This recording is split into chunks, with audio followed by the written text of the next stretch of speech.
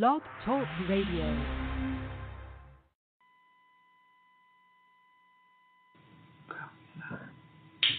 Good afternoon, everybody. I'm going to wait just for a moment while people join us. And Alicia will let me know when we have some people live. It's a beautiful Sunday on this August 5th, 2018. And as the Word of God says, this is the day that the Lord has made. And we ought to rejoice and be glad in it. That's every day. Every day we wake up is the day that the Lord has made. And we rejoice and are glad in it. I am looking forward to speaking to you from my heart today. I don't do Facebook Live or even Periscope Live often at all. But I felt compelled in this hour to speak, as so many others have been speaking, are speaking, and probably will speak concerning some things that happened in our nation this week.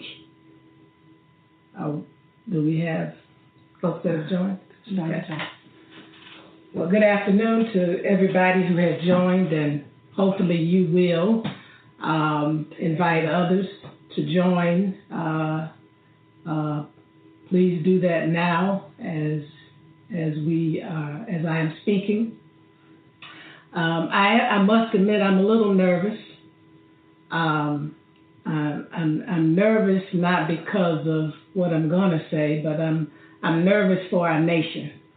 I'm nervous for our world because none of us ever knows what's going to happen as we move forward through some very tumultuous and challenging times, which we're currently living in. We're nervous about what the outcome is going to be, especially in such a polarizing time, not just in America, but all across the world. There's a great shaking, there's a great unearthing happening right now, and there are great revolutions going on all across this world. But I want to speak directly today to the meeting that some pastors were invited to with President Trump on this past Wednesday, August 1st. I want to first say at the outset that I believe that it's important in this hour with so much going on that we not only speak truth to power, but that we speak out of a heart of love and concern. And we always want to encourage that as we're speaking about these very difficult issues that people are divided about. There's no doubt that there is a division right now in this nation around a lot of subjects, a lot of areas. And there are many people who are divided on the meeting that took place with some pastors and President Trump this past Wednesday. And it is my hope and prayer that we will get to a place in this nation where we can transcend the division, because there is so much going on in our nation and world that we must and have to address, and we're going to have to address it head on. And it's not going to be difficult. It's not going to be easy, but we must do it. And we cannot let things distract us from focusing on those things. But as I sit here today, I'm a little perplexed. I'm perplexed for a lot of reasons, but in particular, I'm perplexed that this was a moment in our nation when men of God and women of God had an opportunity to do something that the nation would have benefited from. What am I saying? Let me kind of back up. A couple of times this year, I've been invited to dinner. One time I was invited to Consul General's home for dinner. And in the next few days, I'm going to be visiting someone's home. And right now, in particular, I have a very challenging diet. I cannot consume some things right now because of some challenges with my gut. And so in both of these instances, I was invited to dinner. I'm invited to the home of individuals. And each time, I had an opportunity to determine, or as you would say, to set what the meal would look like. I had an opportunity to give input as to what would be served at the table in consideration of my situation and my circumstance. And so I felt comfortable going to dinner because I knew that what would be served at the table was something that I had input in, that I was able to decide. What is troubling me with what took place this past Wednesday is that an invitation was sent. And let me just say that I don't disagree with anyone who feels compelled and called to sit down and meet with the President of these United States of America. My father, as many of you know, Dr. Martin Luther King Jr., met countless times with both President Kennedy and President Johnson. And every time that he met with them, he helped to shape the agenda of the meeting. And what I mean by that? I mean that when my father met with the President of the United States during his time, he always made sure that before he left that meeting, that he imparted some things into the President and challenged the President on those things that he knew was riddling our nation, specifically in the South. In other words, he had an opportunity to determine the context of the meeting.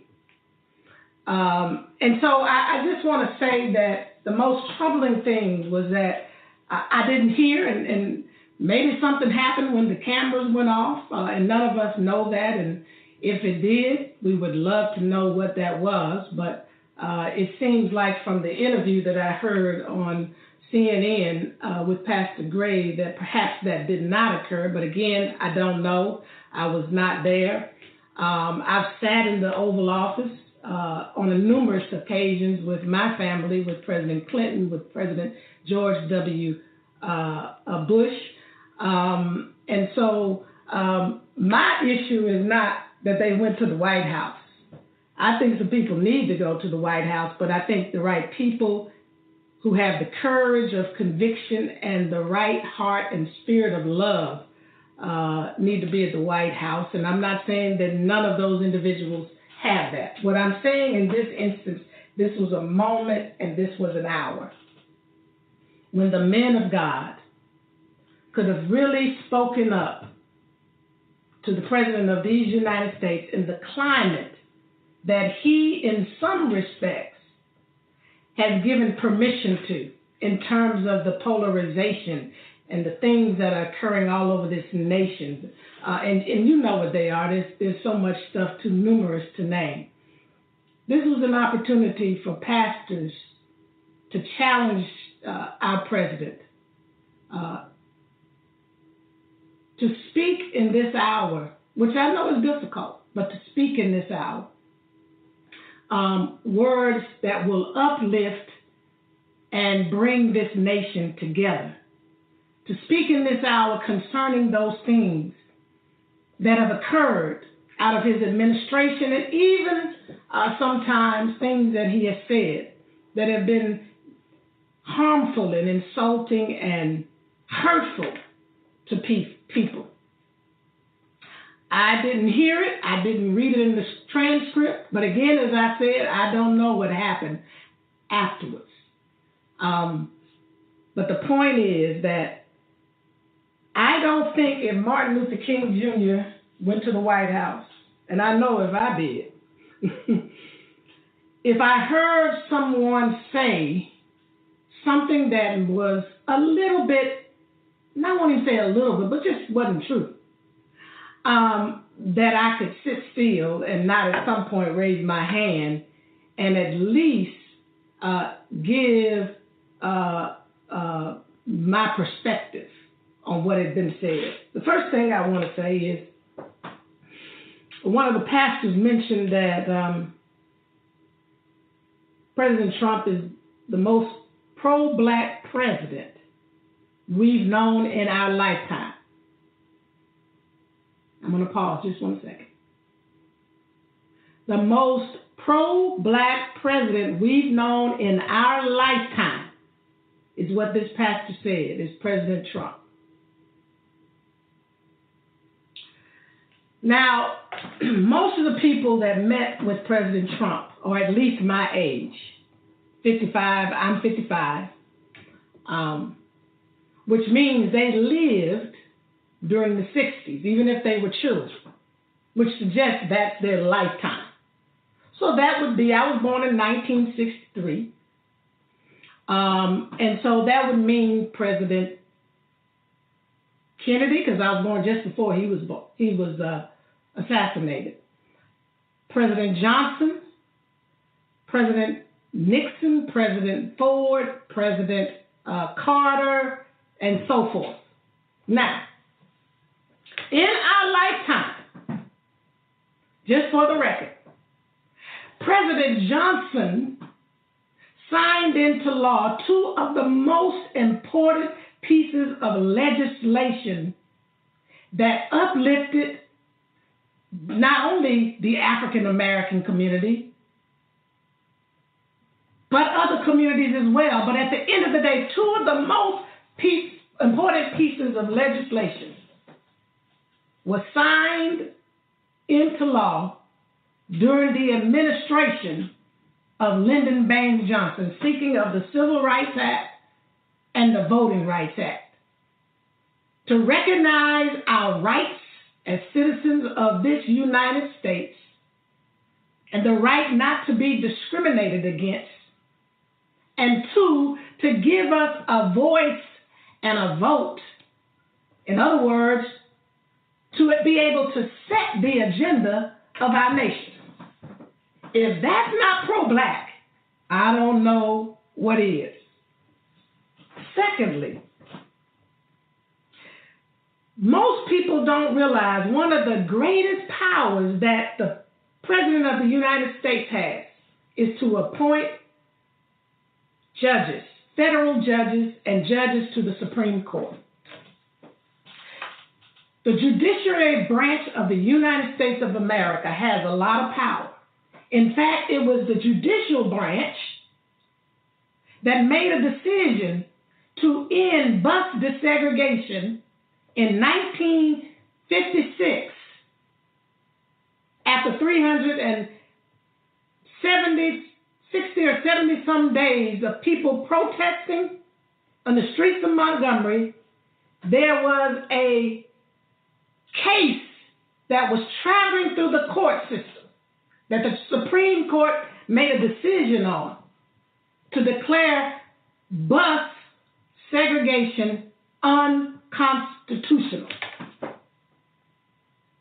The judiciary branch did that. So the president has a lot of power to say